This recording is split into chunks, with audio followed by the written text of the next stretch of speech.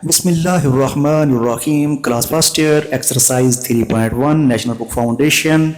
Question number 3 is, dear students, three vectors are given, u, v and w, and we have to find the value of x that satisfies u minus 2x vector is equal to x vector minus w vector plus 3v vectors. Dear students, यहाँ पे u को represent किया गया है इस form में, तो आप इसको कंपोनेंट फॉर्म में कन्वर्ट करेंगे।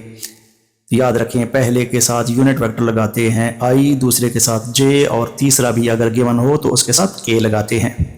तो ये बन जाएगा -1i प्लस 1j।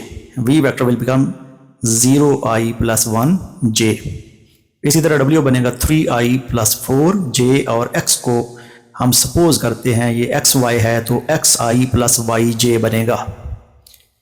और हमने सेटिस्फाई करना है u minus 2x is equal to x minus डब्ल्यू प्लस 3v। डियर स्टूडेंट्स, अगर आप x को इस तरफ लाते हैं तो ये माइनस में जवाब आएगा, लिहाजा हम माइनस 2x को उस तरफ शिफ्ट करते हैं। तो ये बनेगा x प्लस 2x, यानी कि x इधर ही है, माइनस 2x को किधर ले गए, उस तरफ, plus 2x। It will become u plus w minus 3v। अब यहां पे x प्लस 2x कितना बन जाएगा, 3x। बाकी एज इट इज आ जाएगा, 3 यहां पे मल्टीप्लाई हो रहा है तो यहां पे डिवाइड हो जाएगा। यहां पे u की वैल्यू है -1 plus -i plus j, w is 3i plus 4j और -3 इसी तरह लिखा, और v की वैल्यू 0i प्लस j लिखा। अब ब्रैकेट्स ओपन करें तो ये बनेगा -i plus j, no change, 3i plus 4j और -3 को दोनों के साथ मल्टीप्लाई किया तो 3 मल्टीप्लाइड बाई 0 0i और -3j, तीनों को ऐड करते हैं तो ये बन जाएगा 1/3 -i और प्लस 3i और माइनस 0i। जब हम कैलकुलेटर पे रख के ऐड करेंगे तो ये बन जाएगा 2i। इसी तरह j 1j और 4j 5 हो गया, 5 माइनस 3 2j। तो अब 3 जो है ना उस पे दोनों को डिवाइड कर देंगे, 2/3i प्लस 2/3j, तो ये आपका x की वैल्यू निकल आई जो कि रिक्वायर्ड थी। Part number 2, find u and v if u plus v is equal to this and 3u plus 2v is equal to -1 2। Dear students, आपको पता है कि हम u प्लस v की ये जो शक्ल गिवन है हम इसको कंपोनेंट फॉर्म में लिखते हैं, इनके साथ यूनिट वेक्टर लगाते हैं तो ये बनेगा 2i माइनस 3j। इसी तरह जो दूसरी वैल्यू गिवन है 3u प्लस 2v, उसको भी कंपोनेंट शक्ल में लिखते हैं तो वो बनता है -1i और प्लस 2j। तो ये कंपोनेंट शक्ल में आ गया। अभी हमारे पास u प्लस v की वैल्यू कितनी है, 2i माइनस 3j और 3u plus 2v is equal to -i plus 2j।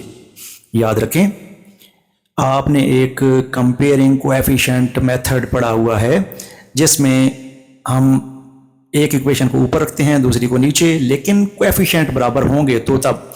अब यहाँ पे u के साथ 1 है, यहाँ पे 3 है, v के साथ यहाँ पे 1 है और यहाँ पे 2 है, तो हम u या v को कैंसिल करने के लिए किसी नंबर से मल्टीप्लाई करते हैं, या 3 से कर दें या फिर 2 से कर दें, ताकि जो कोएफिशिएंट हैं वो बराबर हो जाए। तो हम 2 से मल्टीप्लाई करते हैं तो ये बन जाएगा 2u plus 2v is equal to 2 2 4i minus 6j। अभी हमारे पास एक इक्वेशन ये वाली है और दूसरी ये जो हमने नई बनाई है, तो इस इक्वेशन को हम ऊपर रखते हैं और ये जो 2 से मल्टीप्लाई करने के बाद इक्वेशन आई है उसको नीचे रखते हैं और इसमें से ये वाली इक्वेशन सब्ट्रैक्ट करते हैं, यानी कि साइन चेंज करते हैं। इसके साथ प्लस साइन था तो क्या हो जाएगा, माइनस प्लस माइनस में चेंज हो जाएगी, प्लस माइनस में और माइनस प्लस में। अब 3 प्लस का है 2 माइनस का है तो 1u आ गया, plus 2v minus 2v cancellation हो जाएगी, खत्म हो जाएगा, -1 और -4 -5 बन जाएगा और 2 + 6 8j बन जाएगा। तो ये u की वैल्यू आ चुकी है। एक्चुअली हमें u और v दोनों की वैल्यू चाहिए। अभी ये u की जो वैल्यू आई है किसी ऐसी इक्वेशन में डालेंगे कि v की वैल्यू आ जाए, और एक इक्वेशन हमें गिवन है u plus v is equal to 2i minus 3j।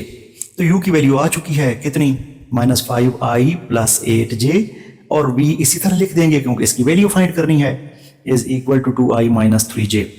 अब ये -5i उस तरफ जाके क्या हो जाएगा, +5i और -8j, 2i plus 5i 7i बन जाएगा, और -3j -8j दोनों मिलके -11j हो जाएंगे। तो ये u और v दोनों की वैल्यू हमने फाइंड कर ली।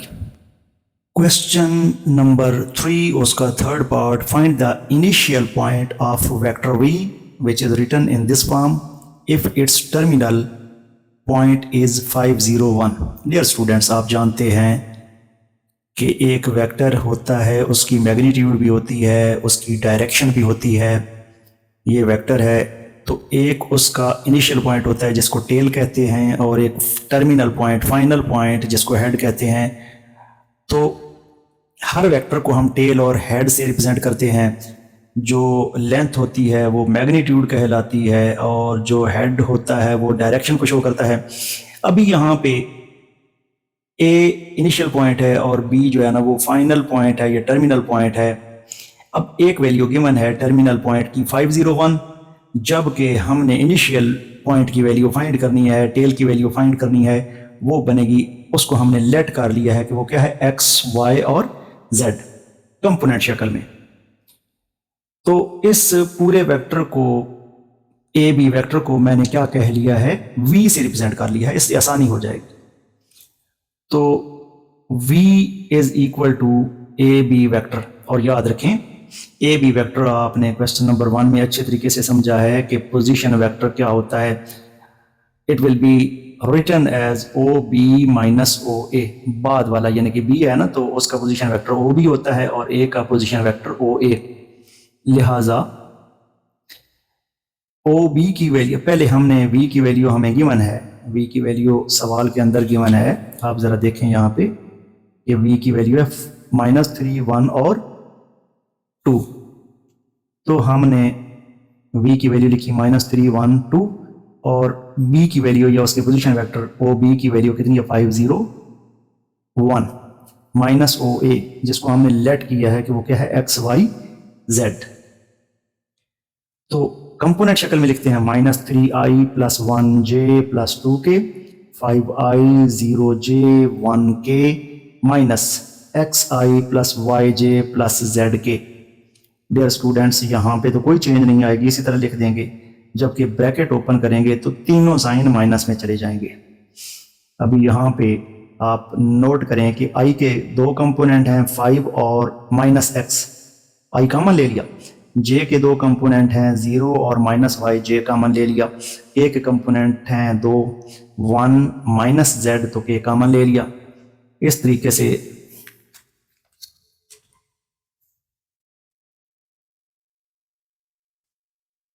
लेफ्ट साइड पे i की वैल्यू p है और राइट साइड पे i है j, और राइट साइड पे भी j है, तो k, और राइट साइड पे भी k है।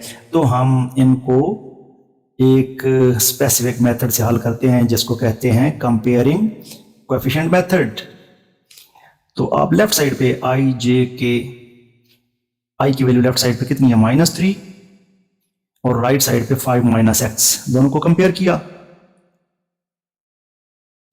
तो -x को उधर ले गए, -3 को इधर ले आए, 5 + 3 8 बन गया। इसी तरह j के शुरू में कितना है, 1, तो 1 बराबर हो जाएगा 0 -y को उस तरफ ले गए और 1 को इस तरफ ले आए, तो y की वैल्यू कितनी बन गई, -1।